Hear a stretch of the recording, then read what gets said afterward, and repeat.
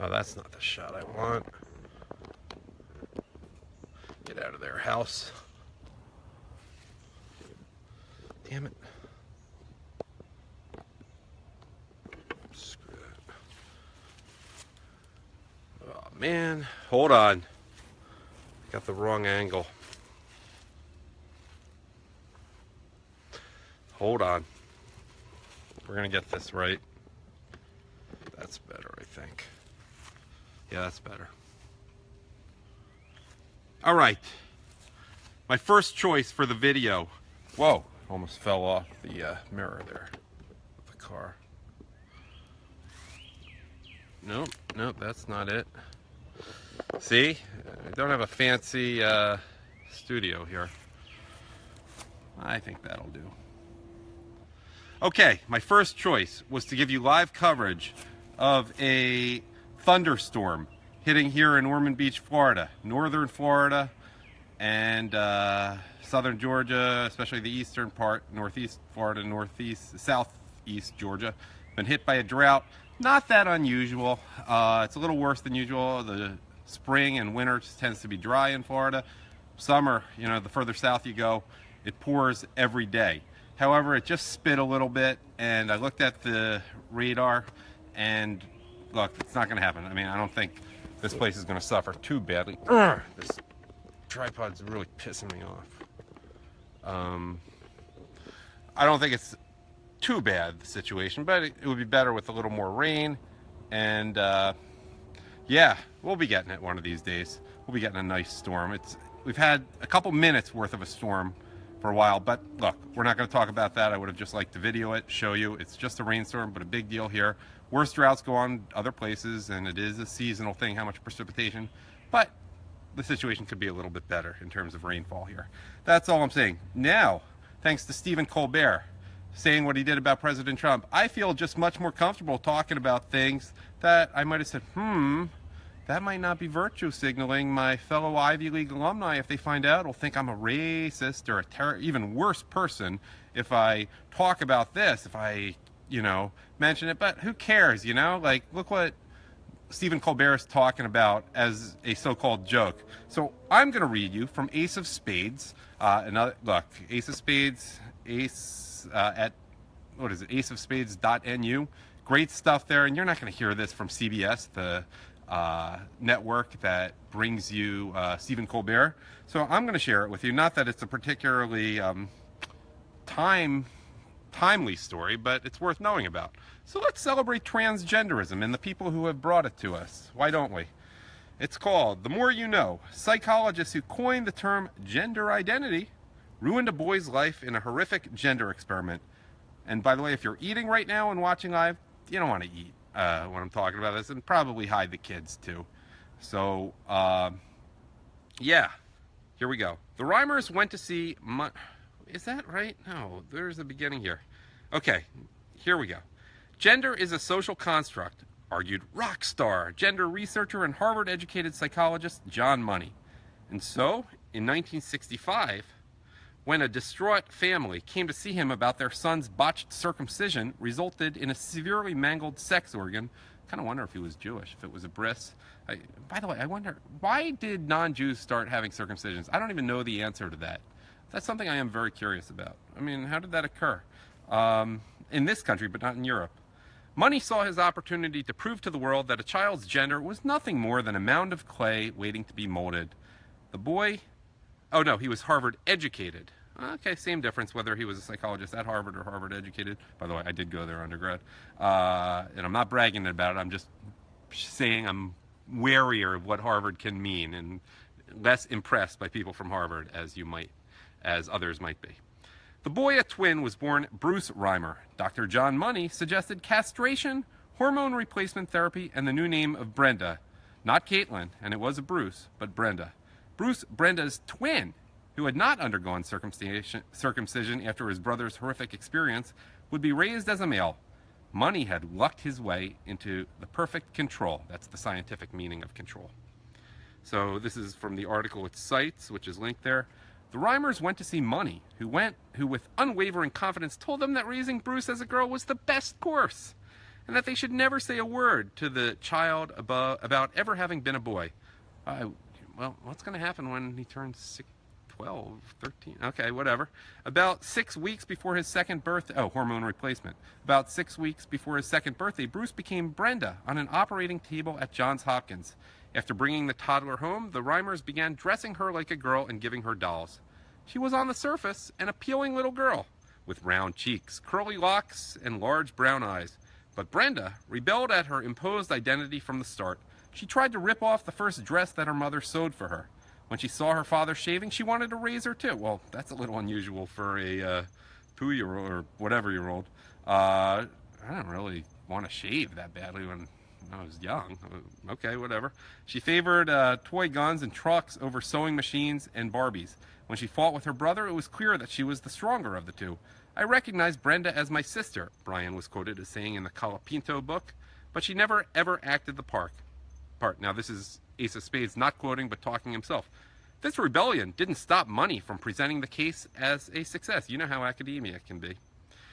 He quotes again, in 1972, when Brenda was 7, Money touted his success with her gender conversion in a speech to the American Association for the Advancement of Science in Washington, D.C. And in the book, quote, Man and Woman, Boy and Girl, end quote, released the same day. The scientists in attendance recognized the significance of the case as readily as Money had years earlier. Because Brenda had an identical male twin, they offered the perfect test of the theory that gender is learned, not inborn. Mendele much? Ace of Spades comments again. Money became a darling of a burgeoning feminist movement that was intent on disproving innate differences between men and women. Meanwhile, Money was forcing dark and perverted sexual role play upon the subjects of his twisted experiment. This gets interesting. Again, not if you're eating. Dr. Money forced the twins to rehearse sexual acts involving thrusting movements, with David playing the bottom role. Reimer said that as a child he had to get down on all fours, with his brother Brian Reimer up behind his butt with his crotch against his buttocks. Reimer said that Dr. Money forced David in another sexual position to have his legs spread. Again, this is with siblings, with Brian on top. Reimer said that Dr. Money also forced the children to take their clothes off and engage in genital inspections. On at least one occasion, Reimer said that Dr. Money took a photograph of these two children doing these activities. Dr. Money's rationale for these various treatments was his belief that childhood sexual rehearsal play was important for a healthy adult gender identity. By the time that Brenda had reached the age of 13, it became clear that the experiment had failed. After increasing rebellion and misery, Reimer's parents finally told Bruce the real story behind his upbringing. Money had long since stopped commenting on his experiment. As an adult, Reimer had another sex change operation to reverse the effects of the one he'd had as an infant and took the name David. He married and adopted 3 children, but he could never escape the trauma of what had happened to him. Again, quoting, "You can never escape the past," he told the Seattle Post-Intelligencer in 2000. "I had parts of my body cut away and thrown in a waste paper basket. I've had my mind ripped away." His life began to unravel with the suicide of his brother 2 years ago. Brian Reimer had been treated for schizophrenia and took his life by overdosing on drugs. Something tells me the parents might have been a little loopy. David visited his brother's grave every day. He lost his job, separated from his wife, and was deeply in debt after a failed investment. 2 days after his wife told him she wanted to separate, David Reiner committed suicide. He was 38 years old. Now, the article winds down with, "Behind every left-wing hero lurks a hidden trail of pain, abuse, and broken lives. The entire foundation of their ideology rests upon a moldering, vermin-infested bed of lies." Let that sit with you for a minute. All they have is their mythology. Break through that, and it's horror after horror, straight down to the bottom. Update, there is a BBC documentary about this available on YouTube, and you can get the link through the link I gave you. Update 2, surprise! The apologist who defends Money throughout this documentary was responsible for the ACLU's lawsuit forcing the Boy Scouts into accepting gays. All right, let's see some of the comments. Oh, I like this one. "Why do you hate science?" Geez, that is a sad story. Sick. "This is why it is important to properly identify perverts like this doctor and have them locked away. He hid behind the veil of research to do these things to these children that you and I would have been sent to jail for. Who's William Money? M-U-N-N-Y. It says, too bad John Money never met William Money. Someone's anti-circumcision here as a Jew. I don't think so, but he writes, every circumcision done without a diagnosis is a botch. All right, that's your opinion. Okay, look what Freud, Sanger, Kinsey, and Masters and Johnson have done to us. Who was their control? What was their methodology? Look at the results. Then someone has a thing on a story today. UGG, BLM, Black Lives Matter, SJWs, Social Justice Warriors, taking over UCSC, University of California, Santa Cruz admin building. Normally I'd be pissed at the free pub, but it's Tucker giving it. Another one. The doctor should have been drawn and quartered in the town square at noon on a Saturday. This story is heartbreaking. Someone writes, advance of science, my ass. There would have been much less pain and suffering if only the Reimer's physical anomaly had been high cheekbones. Then, you know, that's a reference to Pocahontas, Sitting Bull, Taxagewea, Elizabeth Warren. Sadly, this isn't news. What is sad is that Money is still referenced as an expert by many. Let's see if there's anything more. I think that Johns Hopkins has stopped doing gender reassignment surgery, or at least came out against it, citing the high rate of suicide among people who had undergone the surgery. Of course, they were promptly told STFU by all the deranged leftists. Of course, you know, it could be, in all seriousness, a selection bias in that case. If the shrink cared about science, he would have recanted and pushed the alternative thesis as loudly as he could. Oh, I like this. This is a response to the entire foundation of their ideology rests upon a moldering, vermin-infested bed of lies. And then the response to that is, and yet on it goes, commanding the culture and seducing each new generation. Sometimes you have to break a few penises to make an omelet, someone writes. That's a reference to the quote by either Lenin or Stalin. More proof, if any were needed, that psychology is not a science. Another, the left truly is evil. What a horrible story. Leftists love experimenting on people. Blacks, gays, single moms, illegal invaders, etc., etc. They all have to be pawns in the lefties' game of control. Let me just get one or two more.